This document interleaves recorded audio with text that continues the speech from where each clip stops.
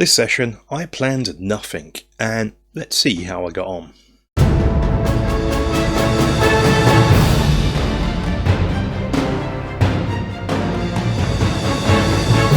Hello and welcome to the Battling Barrow and another D&D campaign waffle section. We just finished playing War of Kron, where my party got awarded with an island, and in this game and probably the next session we're going to be exploring the island, but I thought I'd do something completely different that I've never done in 30 odd years of playing this game, probably more than that actually, 35 years, 36 years. I think I started playing when I was about 10, 46 now, so a long time. Anyway, I normally like planning, doing as much planning for that session. I never plan ahead, because that's going to be terrible, because your players always go left when you've planned to go right. But for that session, once I know what we're doing the following week, I will plan for that session and try and plan for each eventuality. Will the players do this? Will they go there? Will they potentially encounter these monsters? Yada, yada, yada. But for this, I decided to do what I decided to call non-prep work. Now, this means I'm not going to plan anything out. I'm not going to plan the encounters out, or what have you. But I have been working on sort of random encounter tables, so I thought I'd use those. Now, of course, my brain wasn't working, and these random encounter tables were for pretty much for what we've been doing before, War of Kron, being on the water or under the water. We're going to an island, so very little of those we used, but they will come in handy for the future, I am sure. I also have this book here. I have a book of random encounters. Now, my non-prep involved me just going through this and looking at some encounters that I could use from this that would be suitable for an island or on the sea. So a bit of non-prep there. So one of the first bit of non-prep I am doing is making a map. I just wanted a blank map, an outline, kind of like the player handout from Sea of Dread. So they've circumnavigated the island, got the outline, and they can fill it in, or we can fill it in as we go along. And I made a photocopy of that. I'm not going to lie, all my islands I drew sort of come out looking like Numenor, so I just went online and sort of looked for an island hex map. So if you recognise this, it could be because it's somewhat borrowed from there. I forget where it is from, I just did an image search for it. That looks good, sort of big enough so it fills out the whole sort of A4 hex sheet, and but small enough so it's still in a sort of 6 mile range. Yeah, so this is sort of 6 miles. One hex I worked out is going to be a furlong. I think there's 8 furlongs to a mile, and so there's sort of 6 of these going across. It's a bit narrower than 6 miles here, it's probably about 5 here, but ho-hum, this will do. And then we're going to fill this out as we go along today. And so that was pretty much the extent of my prep work. No miniatures, no... I created my monster cards, none of them like ready.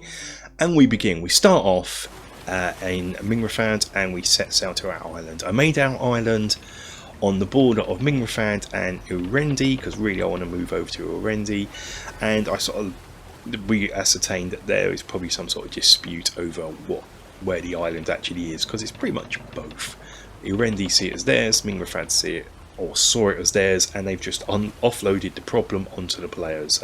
It's only a 6 mile island, so not too bad. So we skirt the island, and I use that sort of similar to how it's done in the Isle of Dread, where we skirt the island and I give the players the map. They were doing a bit of cartography as they were going around, and that was what they come up with, the outline. So that was their map. Also on the way round, I sort of pointed out that some interesting locations I sort of had sort of plans from this book. Ghost of Saltmarsh, which I don't have on me at the moment, we had a sunken ship encounter. So I mentioned that around this sort of cliff cove on the northwest, they used to pass a sunken ship under the waves, and they sort of remember that. As they come round to, that's the northwest, as they come round to the southwest, they pass a sort of pier, which could make a good landing pier. Now I'm too sure, but they thought they saw 2 people there on the pier, and they travel around and we outline the island. So the first place they stop at is not the sunken shipwreck. They ascertain that's probably a dangerous place to try and land. Good thinking, I didn't really think about that, but it works narratively. So they go to the pier and they dock, and they do indeed see 2 people. Another bit of my non-prep was to come up with. I did this for Karamikos as well, a random NPC name generator. This one isn't as detailed as Karamikos, but it has a column for female names, male names, and a surname. So we roll on this for the people they see. It's a father and son. The father is called MacLeod, and the son is called Garrett. And no surname, because Erendi, there was a chance that they don't have surnames. People are Erendi, they just don't do surnames. He explains that he is part of, works for the Erendi Tribunal and a part of their tourist board. For those who don't know, Erendi is a big tourist location for the island. People go there to holiday and to adventure. It's still quite a dangerous place. If you think about the type of world we're creating, adventurers like to kick back and relax and hone their skills. So it's a bit of a wildlife reserve. They can hunt and do adventures and so forth. And so he says it would be a miss. Welcomes them to the island. Says it's probably not Mingrafad's island to give away. He says he likes coming here to fish with his son because it's peaceful. He lives over on Safari Island, which is the nearest island. But he says it's a remiss of him, as a member of the tourist board, not to give them this handout, this from the Kingdom of Erendi book. My non-prep, I thought at some point they might wish to know a bit about the location we're sort of moving to, so I sort of printed this out. I didn't know when I was going to give it to them, or didn't. This seemed like a perfect plan right from the opening. And what this is, it's a tourist brochure handout, and inside it contains details about the islands, which is great. And on the back it has some adverts, which these can be used for adventure hooks. He pointed out, he looked at their boat, even though it is an underwater boat and quite a good one. It's slow, and you know, if they want to be serious sailors, he points out that probably Mage Marine is a nice place to go and buy a boat. Now, I don't know if you spotted this, but one thing that they instantly spotted was this advert here for Bargle the Wizard, Private Investigator, and that piqued their interest. So there is probably a future plotline there. I'm not going to spoil it for you and all my players just in case they watch this, but those that know, you know. So we then continue with this encounter, and this encounter actually come from this book here, page 166, the Fishing Pier encounter. I rolled on the variants encounter table and actually got a 1, which is a man teaching his son how to fish. What we do is he's learning how to fish, but all of a sudden, as they're chatting, he feels a tug on the fishing line, and the father goes and sees the son, and they're fishing, leaving our players just to chat amongst themselves. And it was that point when the son gets pulled over into the water, and a fin rises, a dorsal fin rises from the water, and it is a hunter shark. And we have combat. On my soundboard, I actually had the famous 2 notes from Jaws, which I won't play here for copyright reasons, but that played, and that sort of got the players' attention, and we had fun with that. And yes, we have the combat. Ranger is, at this point, jumps onto the boat, ties a rope around an arrow. I think his plan is to try and wrangle the shark. And that was his turn. Galfenwef does her fire magic into the shark. It sort of does some damage. And I have MacLeod, the father, jump into the water. To me that seemed logical. If your son gets pulled into the water with a shark, as a father you would kind of want to rescue him. So that's what I had them do, and swim towards the sun. Next turn, Ranger lets loose his arrow and spears the shark in the dorsal fin. Does damage, doesn't kill the shark. Now is attached wrangling a shark. Bit more damage from Galfenwef. MacLeod reaches the sun, he wasn't too far away. I have the shark movement be hampered due to the harpoon that's effectively in him that Ranger is wrestling. There is a contested of contest strengths going on here. Unfortunately, Ranger loses and gets pulled into the water now. The Sun swims back to shore with back to the pier and climbs out with Miguel, but now we have Ranger and the shark in the water. Makes it a bit more fun. I think Ranger's looking to maybe get a nautical pet companion, maybe set Wolfie free on this island to live out his life, retire him, he's done well, and maybe have a nautical island, or maybe have two, one when he wants Wolfie to come back. And I'm going to allow this to happen. You can take him on land adventures, but when he's at sea he can have a water-based adventure. Unfortunately, a water-based creature. Unfortunately, it doesn't go that well to plan as if that's what he wanted, but we will come back to that at a future point, I'm sure. And the shark is ultimately kaputted.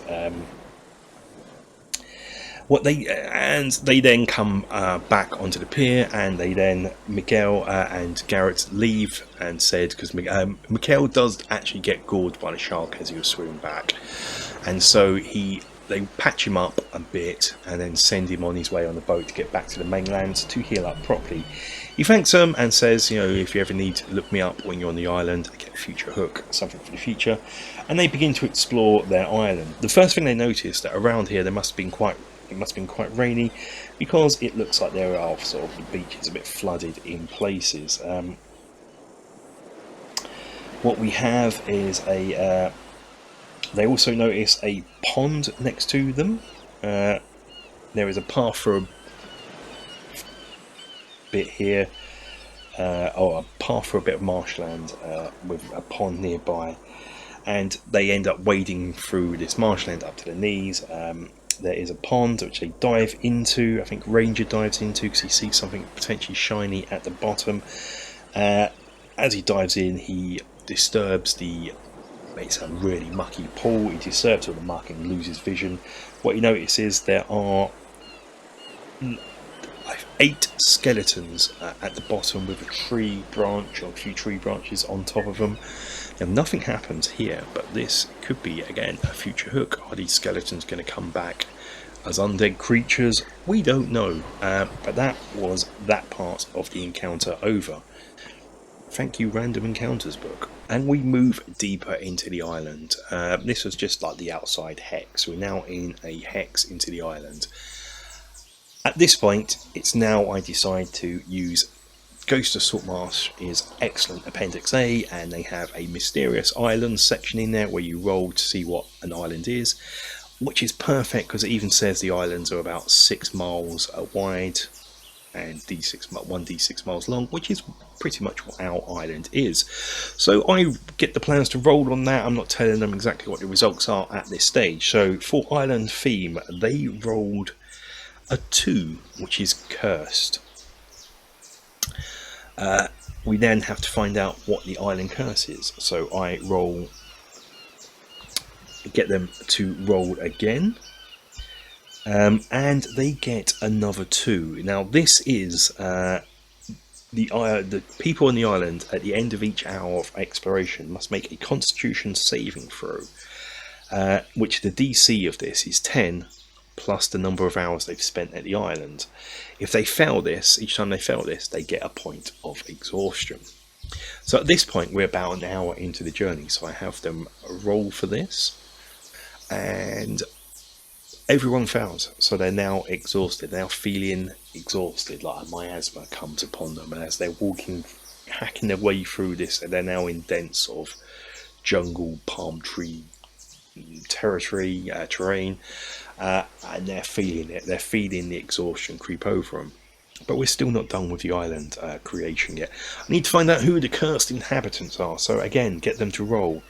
And they get a 3, which is a coven of 3 sea hags and 1d4 flame skulls, which I then roll, and there's 4 of them.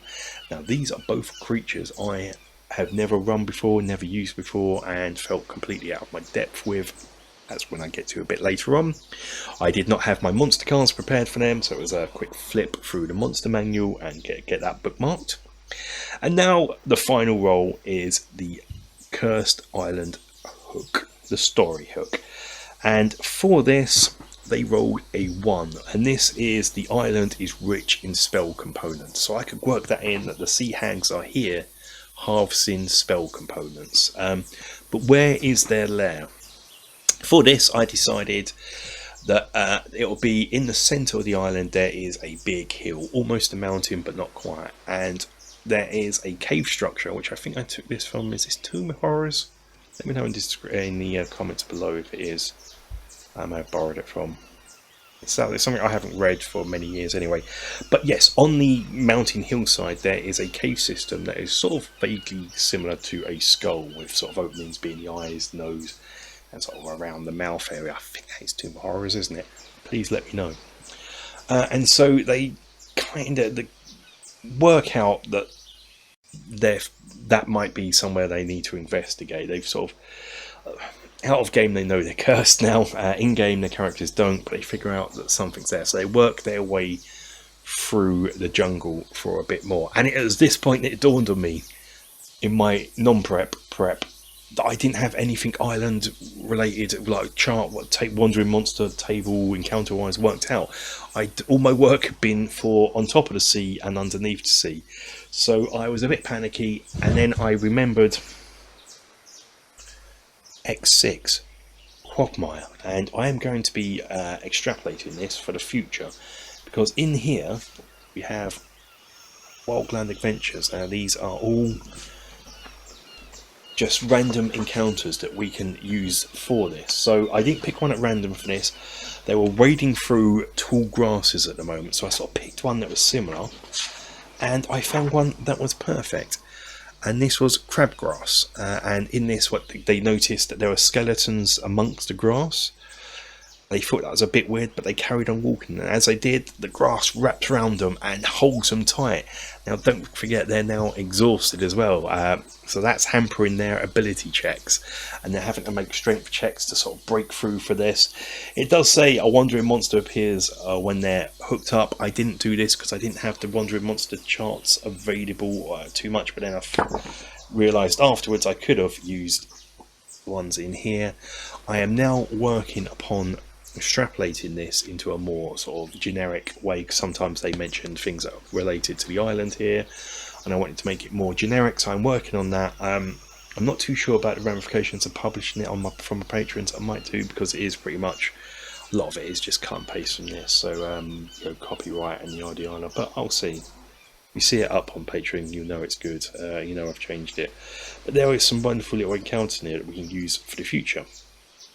So one of them, crabgrass, they managed to break free, but of course this is all taking time, and it's constitution check time again. Everyone passes except Galfenweth, and she takes another point of exhaustion, so now she's moving at half rate as they're clambering towards the centre of the island, which they do get there, and they're working their way up to the skull cave entrances. They decide to go through the mouth. And I make it, this is the lair of the sea hags and flame skulls. I have a tunnel go down, and it just opens up into a larger, so almost triangular cave. And we have the combat. It's probably not the most exciting encounter ever, because it is quite random. Again, if I was prep working, I could work out something a bit better for this encounter. But at the same time, it was quite refreshing. I think the players were enjoying watching me, not panic, but maybe panic about getting this all to work together. And yeah, I had no idea what these flame skulls things did, or sea hags, and I probably run them incorrectly, or not as well as what they should if I was well versed in them, but we still had fun. They also figured out that they'd heard somewhere about flame skulls needing to be put down for good, but they didn't have anything they could do that with. You know, it's dispel magic. We don't have that. Galfenweth doesn't have that, although that is on her list of spells she wants to learn. Also, holy water, they don't have that, and I think a cleric, they don't have that. So Walker, the ranger, comes up with an ingenious idea. He has a bag of devouring, so he just picks up the remains of the skulls and pops them in there. They're going to come back in an hour. They're going to revive in an hour, by which time the bag of devouring has done its thing. So I enjoyed that solution. Finally, a use for the bag of devouring. They would find some treasure. I think Ranger finds a longbow +1 amongst the rubbish here that's been littered about, but he's not proficient in longbows, he's proficient in shortbows. That's something he wants to address at some point in the future. He finds a key, and this key gives him a 5% chance of unlocking any door, which is good because we don't have a thief with us at the moment, so it could be useful. And I might adjust this key. It's come from the Essentials kit, this item. I just took it from there, from one of the cards. But I might make it a 5% per level chance of opening a door, just to, you know, make it more useful. So I might fit that in for the next session. And Gelfenwith finds a necklace of, I think they're beads of magic missile or fireball. So each bead from this necklace can be taken off and used as a fireball. She'll get to use this spell in a minute and loves it, and that went on to the list of spells she needs to learn when she's back at Civilization. After this, the miasma, once they kill the sea hags and the flame skulls, the miasma that is upon them seems to lift. They've still got the exhaustion, so they set up camp in this cave system, rest, heal, eat, etc. And decide to plan out what they're going to do for the next day. This is going to be exploring the sunken ship they saw on the way in. So they make their way to that part of the island. This is an encounter from Ghosts of Saltmarsh. There is a sunken ship encounter here. It's very much tailored for being on Greyhawk. Brain went blank then. So I had to jig a few bits. I still included St. Cuthbert and just had him as a Saint of Karamikos or Traladar. I haven't quite decided yet, but it fit anyway. It still fits. So the first thing that was in this wreck area is there is a cliff, and on this cliff there is a harpy nest. And as they enter, they begin to hear that singing they've heard before in Castle Mystara, and they have to make their checks. Gelfenwith, this time, she fails it, so she is now charmed by these harpies and won't do anything to attack them. And there are two of them, and they swoop down. They're meant to be 8 in the adventure, so I've adjusted it for my party size. And they swoop down and attack, and it is, to me, one of my favourite combats we've done in a while. It just seems to be just fun having Gelfenwith out of action, Ranger having to think on his feet. Enjoyed it. I think whilst she wasn't willing to attack them, he took her necklace off her. I think he actually pilfered a bead earlier on, actually, and threw one at the harpies, and it did a nice amount of damage. Once this combat was over, he climbs up into the harpies' nest, and there is a nice bit of treasure up there. A lot of gold, gems, and what have you. While he's up there, Gelfenwith has a few potions of water breathing, so she takes one of those and swims down to explore the island. Ranger is going to set up shop up here, light fire, and have a bit of barbecued shark that he took from earlier on, some of the shark meat he took from the encounter early on. And we explore this sunken ship. The first thing we explore is the upper deck, and she notices the ram of the ship appears to be magical, so she casts detect magic on it, and it is indeed magical. So maybe if they can lift it up, if they get a sailing ship, they can attach it onto there. So they make note of that there is this magical ram down there.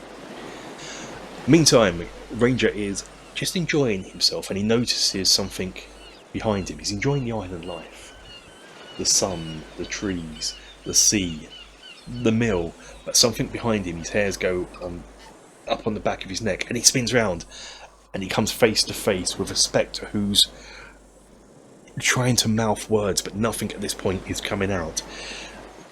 We move back to Gelfenwith underneath, and she is exploring the island. The island, the ship, going from room to room, being a bit methodical. Back to Ranger, and the Spectre Ghost appears to be pointing as well, and so he takes a chance and takes his eyes off the undead creature and looks to where it's pointing, and it's pointing towards the sunken ship just beyond it into the ocean. And there he sees 3 Merrow swimming towards the sunken vessel to the hole on the side. He knows Galfanwith is in there. He doesn't know if she has seen them yet. Spoilers, she hasn't, because she can't from where she is. And so we have this lovely separate combat. I actually really enjoyed this one as well. By the time Galfanwith is aware that they're there, she quickly swims back up to the upper deck, takes one of her bead necklaces up, and I have her drop it through, and it's got to go through the grate of the deck. I don't know if you sort of know, I hope you know what I mean, but there's a grate of odd ships, so it's going towards the storage cargo where she's just come from. So there is a lot of rolling going on here to make sure that it can fit through, 1, the hole, 2, the current doesn't get taken away, etc, etc. It's a bit of a tense, because if she does this wrong, she's going to blow herself up and do immense damage to herself. She luckily makes all the checks, blows them up, and does enormous damage to the Merrow themselves. And a nice bit of combat happens, and we defeat them.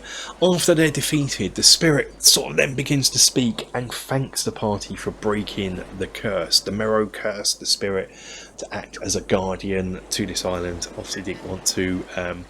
So the Merrow has been luring ships into this bay by using the Harpy song, letting the ships crash into the rocks and then taking the plunder. She was, the Spectre was a crew member on one of the vessels, probably the one they're exploring right now, just for story's sake, and that she was cursed to remain on this island. She thanks them, and that is the end of that encounter for this one, and that is the end of this session. We ended it there. Not much of the islands explored, the fishing pier going towards the centre point, and then back up. But that means there's plenty of time to explore some more. And as I said, between now and the next session, which I do have this weekend when this video goes out, we'd normally play, but we're all away this weekend, so we can't. So it gives me a bit of extra time. So I'm going to plunder the depths of this and make some sensible island encounter charts, and continue with my non-prep adventure next session. If you want to know how I get on, carry on, listen to this waffle session. If you're not already subscribed, have a subscribe. But that's it for this one. Until the next session, stay safe, take care, bye bye.